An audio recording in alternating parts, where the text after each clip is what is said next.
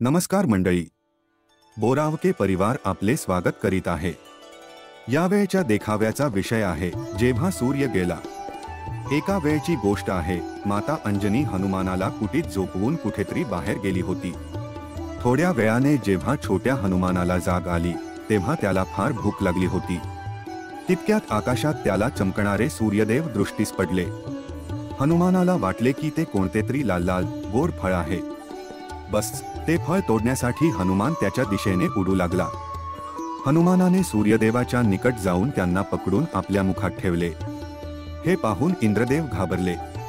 इंद्राला देखील नक्की काय करावे हे समजत नव्हते। हनुमानाने जेव्हा ऐरावतावर विराजमान इंद्राला पाहिले तेव्हा त्याला वाटले की हे कोणतेतरी पांढरे फळ दिसते आहे।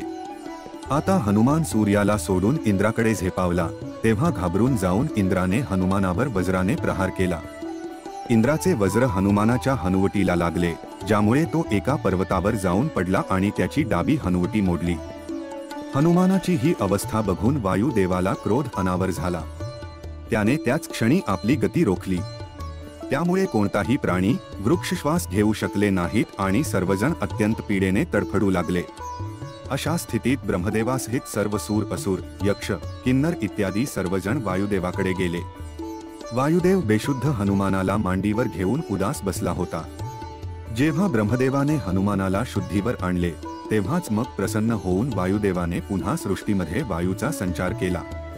तेव्हा ब्रह्मदेवाने वरदान दिले की कोणतेही शस्त्र हनुमानाचे शरीर छेदू शकणार नाही।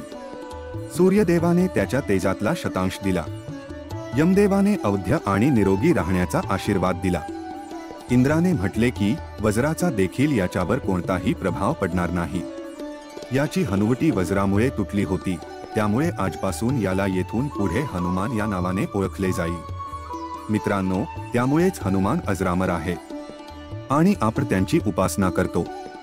देखावा पाहण्यासाठी आपण आलात याबद्दल आम्ही आपले आभारी आहोत। धन्यवाद।